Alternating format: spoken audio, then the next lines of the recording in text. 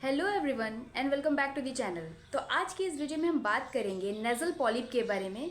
Nasal polyp क्या होता है, कैसे होता है, इसके कॉजेज़ के बारे में, इसके साइन एंड सिम्टम्स के बारे में, और लास्ट में हम जानेंगे इसकी होम्योपैथिक मेडिसिन के बारे में कि कौन कौन सी होम्योपैथी मेडिसिन यूज़ करने से आप नेज़ल पॉलिप से छुटकारा पा सकते हैं और आपको सर्जरी की कोई ज़रूरत नहीं पड़ेगी। So let's start the video.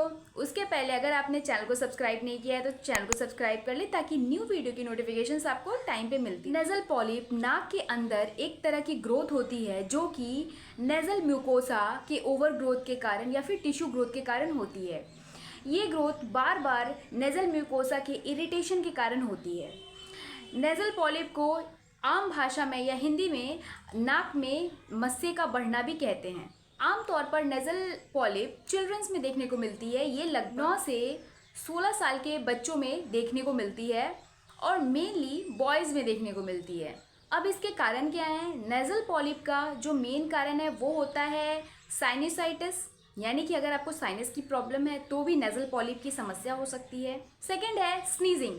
अगर आपको बहुत बार स्नीजिंग होती है, बहुत बार छींकें आती हैं वेदर चेंज के चलते, तो उसके लिए भी नेज़ल पॉलिप हो सकती है। और इसके बाद अगर आपको किसी टाइप की डस्ट से एलर्जी है, पोलन एलर्जी है और इसके कारण नेज़ल म्यूकोसा में इरिटेशन हो रहा है, उसके कारण भी नेज़ल पॉलिप हो सकती है। तो हम देखेंगे इसके साइन एंड सिम्टम्स के बारे में। तो इसका जो सिम्टम्स है वो सबसे पहले ये है कि जो नेज़ल पॉलिप होता है यानी कि नाक के भीतर एक तरह की ग्रोथ हो जाती है जिसके कारण ब्लॉकेजेस आती है, नेज़ल ब्लॉकेजेस आती हैं, सांस लेने में दिक्कत होती है और नाक में पेन भी हो सकता है।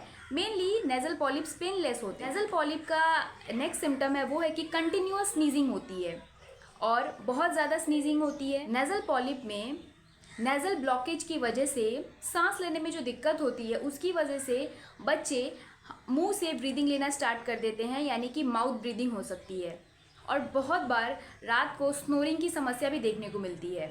नेज़ल पॉलिप के कारण स्लीप एपनिया भी देखने को मिलता है। और उसके बाद नेज़ल पॉलिप के कारण हेडेक और चीक बोन्स में पेन देखने को मिलता है। और साथ ही में पर्सन को बैड ओडर फील होता है हर समय नाक में कि बहुत गंदी तरह की दुर्गंध आ रही है।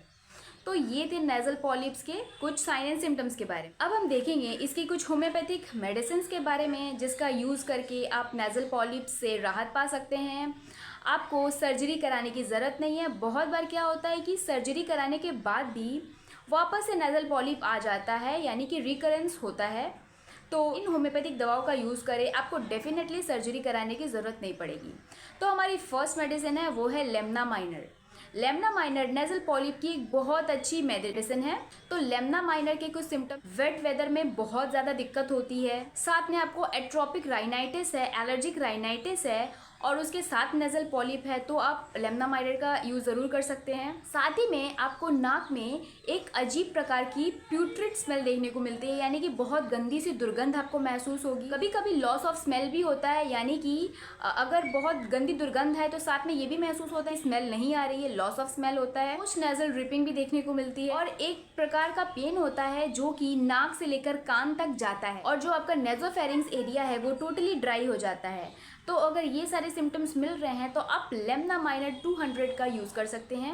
लेमना माइनर 200 की 2 बूंदें सुबह में और 2 बूंदें शाम को लगातार आप 2-3 महीने तक यूज़ करें। आप देखेंगे कि आपकी प्रॉब्लम टोटली ठीक हो चुकी है। हमारी जो नेक्स्ट मेडिसिन है वो है च्यूक्रियम मैरम वेरम। च्यूक्रियम मैरम वेरम नेज़ल सिम्टम्स की एक मार्क मेडिसिन है, यानी कि नेज़ल पॉलिप के लिए एक मार्क मेडिसिन है। ज़्यादातर ये चिल्ड्रंस को बहुत अच्छा असर करती है। च्यूक्रियम मैरम वेरम क्रोनिक कैटर की कंडीशन में, यानी कि अगर आपको ये समस्या क्रोनिक हो चुकी है तो ये इसका सिम्टम्स बहुत अच्छा काम करता है। साथ ही में डिस्चार्ज ऑफ लार्ज क्लिंकर्स, यानी कि बहुत ज़्यादा मात्रा में अगर क्लिंकर्स डिस्चार्ज हों तो च्यूक्रियम मैरम वेरम के बारे में सिम्टम्स आपका मिल रहा है तो इसके बारे में सोच सकते हैं। साथ में प्यूट्रिड स्मेल आती है नाक में तो आप च्यूक्रियम मैरम वेरम यूज़ कर सकते हैं। नॉस्ट्रल्स में क्रॉलिंग की सेंसेशन हो रही है और एक प्रकार का कोराइज़ा, यानी कि नाक से कोराइजा बाहर निकल रहा है और साथ ही में जो नाक के नॉस्ट्रल्स है वो बंद हो जाते हैं, वो मतलब सांस नहीं आती है, बार बार छींके आना, स्नीजिंग होना, सांस नहीं आना, ये सारे सिम्टम्स ट्यूक्रियम वेरम वेरम के देखने को मिलते हैं। तो दोस्तों ट्यूक्रियम वेरम वेरम की अगर ये सिम्टम्स आपको मिल रहे हैं तो आप इसका 200 पोटेंसी में यूज कर सकते हैं। सुबह शाम 2 बूंदें लगातार 2 से 3 महीने यूज करें, आप देखेंगे कि आपको काफी राहत मिल रही है। हमारी जो नेक्स्ट मेडिसिन है वो है थूजा। दोस्तों थूजा भी एक्सटर्नल ग्रोथ या एक्सटर्नल साइकोटिक ग्रोथ की बहुत अच्छी मेडिसिन होती है, साथ ही में इसका म्यूकस मेम्ब्रेन पे बहुत अच्छा काम होता है। तो इसीलिए थूजा 200 की आप 1 बूंद ही यूज़ करें। आप इसे 1 बूंद आप रात को ही यूज़ करें, आप लगातार इसे कुछ दिनों तक यूज़ करें, आप देखेंगे कि आपकी जो प्रॉब्लम है वो काफ़ी अच्छी होती जा रही है। तो दोस्तों ये थी हमारी कुछ मेडिसिन्स जो कि नेज़ल पॉलिप्स के ऊपर बहुत अच्छा काम करती हैं। इसके अलावा भी बाकी कई मेडिसिन्स हैं जिसको हम नेक्स्ट वीडियो में डिस्कस करेंगे। इस वीडियो में बस इतना ही। अगर आपके सिम्टम्स इन सारे मेडिसिन से मिल रहे हैं तो आप इन मेडिसिन्स का ज़रूर यूज़ करें, और अगर मेडिसिन्स फ़ायदा करती है तो आप वीडियो के कमेंट सेक्शन में आके ज़रूर कमेंट करें। और अगर ये इन्फॉर्मेशन आपको पसंद आई हो तो वीडियो को लाइक करें और कमेंट करना ना भूलें और चैनल को सब्सक्राइब कर दें।